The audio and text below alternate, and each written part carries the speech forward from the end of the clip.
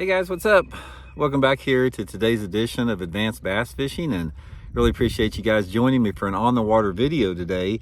What I want to do, guys, is I'm in a really good looking cove right here, and I just want to go. I'm going to put the trolling motor down and I'm going to go down this bank and I'm going to pick apart and show you what the best targets are as far as the high percentage areas on a bank, and give you guys some tips and advice on how I go about fishing them. Because one of the things about when you're fishing down a bank and you're fishing visible targets, it's all about maximizing the potential of that area. It has a lot to do with your boat positioning, your casting angles, the techniques that you use.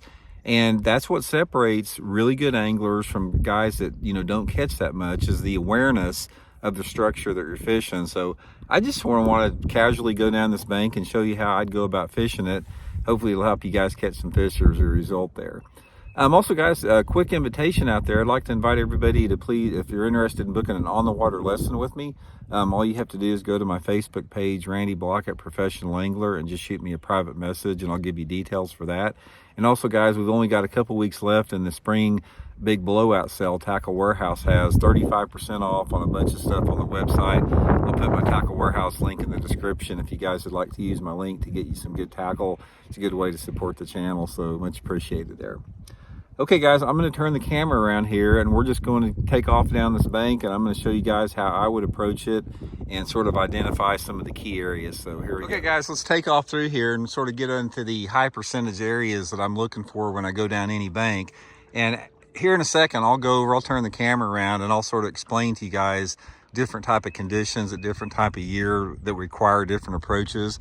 But in this specific situation, I want to go over how I would approach this bank. Now, conditions right now, guys, we have about 60-degree water temperature, springtime of the year. We got some clear water here. Water visibility is about probably 5 feet. So that's the situation, how I would approach this thing.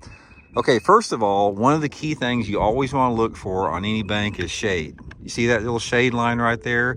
Bass will use shade as an ambush point, even if there's no cover.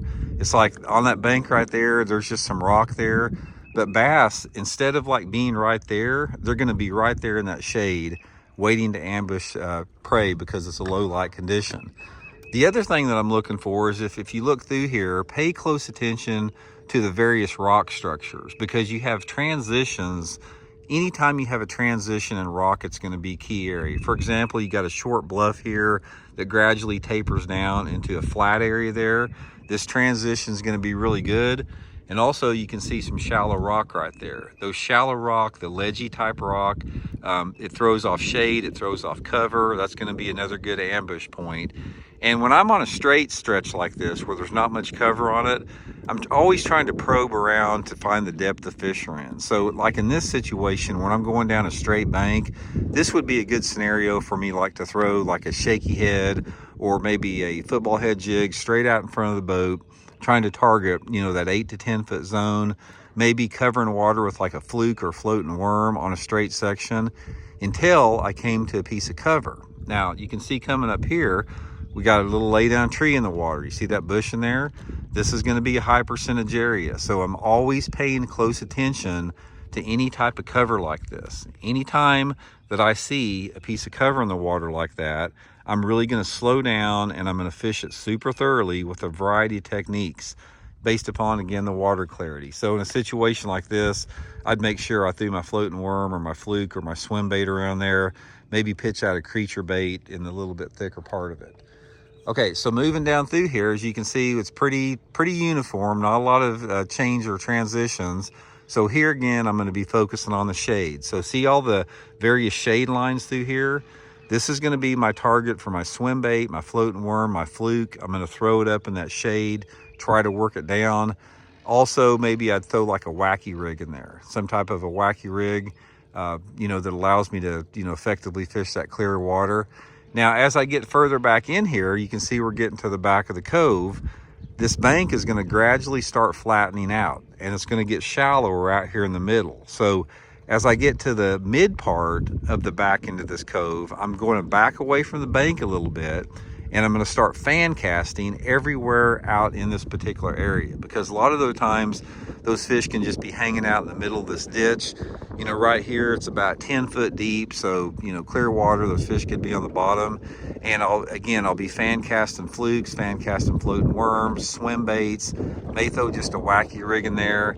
And anytime that I get around some type of an obvious target, like, you know, you can see this lay down tree in the water right here, never pass that up. And anytime, guys, that you come up to some type of an irregular piece of cover, whether it be an isolated tree like this or stump or whatever, make sure that you approach this very carefully and very slow and very steadily, because you don't want to blow into it. You don't want to get too close to it. You don't want to be too far. You want your cast positioned perfectly where you can hit that high percentage piece of structure there. Okay guys, let's talk about some other variables that you want to consider when you're working down the shoreline and you're trying to target just visible structure here, because the technique that you use on this particular area or any area like there, it completely depends on your water clarity and your water temperature as far as how you want to approach it. Obviously, everything is related to water clarity in terms of the depth most of the time.